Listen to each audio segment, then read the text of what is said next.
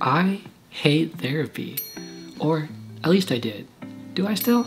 You're about to find out. So a couple years ago, I tried therapy at my college and I hated it. I decided to try it again because, well, life sucked. Back in the beginning of January, I tried it for 1 month through BetterHelp, which is online therapy, once a week, video calls, and you can text your therapist whenever you want. So this is my experience. Is it worth it or not? But first, stay tuned to the end because I think the question, is therapy worth it or not, is actually the wrong question to ask. So I'm gonna give you a different way to frame it to sort of make it easier for you to make this decision. Let's get into it. So back in college, I tried therapy for like a year. I think it was like bi-weekly meetups, or maybe it was weekly. It was in person, and yeah, it just sucked. The guy was the basic, I mean, he felt like a robot. I'm so sorry if I'm offending you, but just the concept of talking to someone and not being able to ask them any questions about themselves is just weird. It feels like weirdly selfish. I know that's like the whole concept, but it didn't really help. I tried to like get advice on some things or clarity or learn more about myself, and it just really wasn't happening, and it was a time commitment. And I found that like I would be having amazing days and I would go in there and I would leave depressed for no reason because he just didn't want to hear about any of the happy stuff. He just wanted to skip to whatever the one tiny thing in my life was that wasn't happy. And I hated that because I'm a really positive person. But I decided to try it again, like I said, because I was having trouble functioning. And I was able to get it for half off, so around 100 something for the month rather than 200 something, which is like a big discount.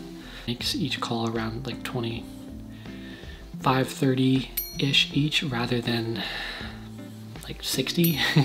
So my new therapist was named Shelby, and she was great.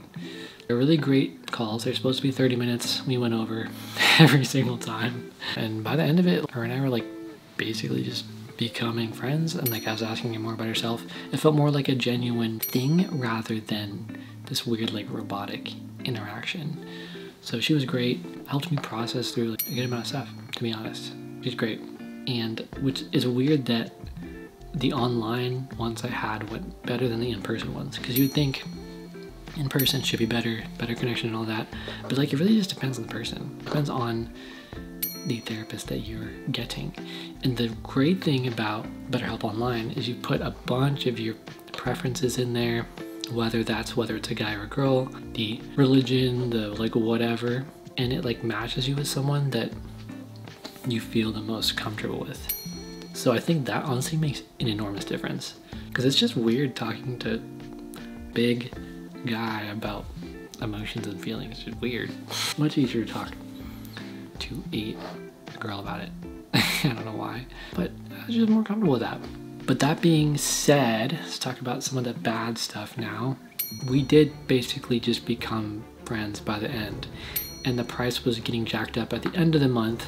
So even though I had great experiences, the price was gonna be double what I was paying for it. So like 200 something a month, which honestly I just don't have the disposable income for. I guess I could if I cut off some of my investments, but I'm not willing to do that. And the thing I was trying to process through, she kind of helped me process through, so I didn't really need to do therapy anymore.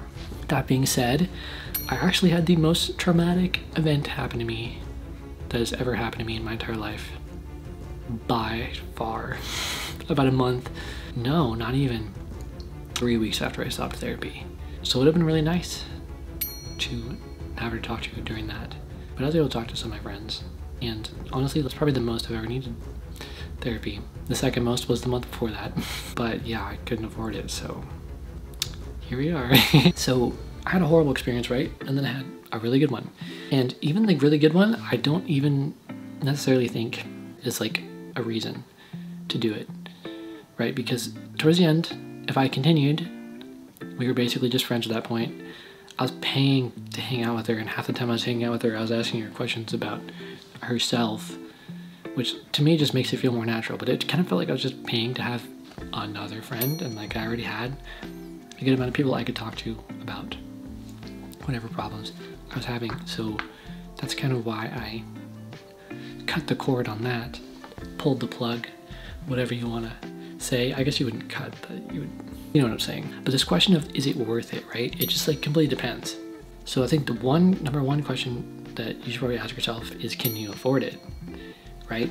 If you have enough disposable income and you can afford it, I think probably everyone should get therapy. If you're not doing anything else with the money, you're not investing it or anything like that, and there's anything in your life you need to process through, or even if there isn't, like therapy kind of benefits everyone. So that's number one. What if you don't have the money, right? Then I think it depends on like whatever you're going through.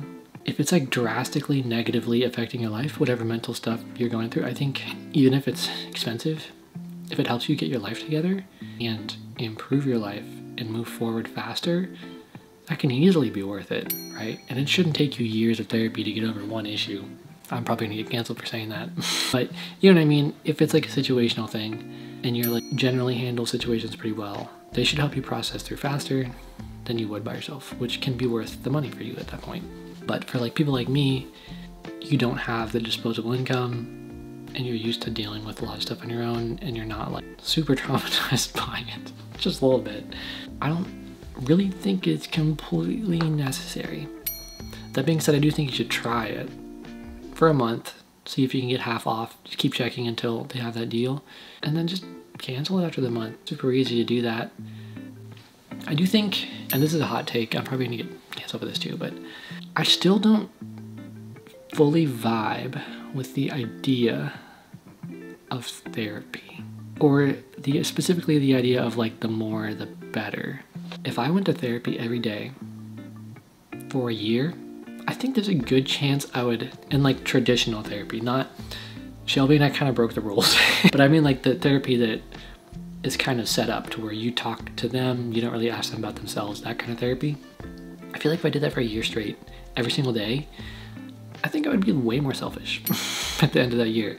And that's just because like, I don't think it's normal to talk to people and have them like fully giving to you without you sort of like caring about them as a person back. Like it feels weird to me, which is why Shelby and I ended up like having more of like the normal exchange, which made me feel more comfortable, which allowed me to open up more than like me being like the subject of some weird experiment. That being said, I think if it was once a week or once every couple weeks, great. I think you could easily do that without becoming like way more selfish, but I think every day would just, sometimes for some people, maybe even every week, I feel like that would be too much. But my point is, if you have something really hard that you're going through, I think it would be worth it, even if it's expensive, even if you can't afford it, to find a way to make it work. If your life isn't mentally debilitating and you don't have the money, I don't think it's worth it for you. It might be more worth it for like a life coach that can help you with like goals and stuff in that case. If that, right, that's still expensive. So if you don't have money, maybe neither. But I haven't tried a life coach yet. I'll probably do that in a future video. If you have a lot of disposable income, money's not really a problem to you, and you have like kind of like moderate anxiety, like not a lot, I think you could benefit from it. So I don't think therapy is for everyone all the time, only because of that money component. Money's not an issue. Most everyone can benefit from it. Like I said, maybe not a ton, multiple times a week or anything like that, because it's not just a money commitment, right? It's also a time commitment. You gotta be wary of that. But yeah, that's kind of my take on the whole thing. I was super skeptical of therapy before, and then with this last experience, I'm a lot more accepting of it, but I still don't think it's worth it if you can't afford it. You're generally good, in a good mind space. I don't think it really makes sense in that circumstance. If you're like in a goodish mind space and you have extra money, whatever, go for it. If you don't, you're probably good. Just focus on goals on yourself and try to work all that out. All right, that's all for today, guys. Stay tuned for more videos about random stuff, me trying random things so you don't have to, so you can learn from my mistakes, and obviously camera stuff because cameras are great.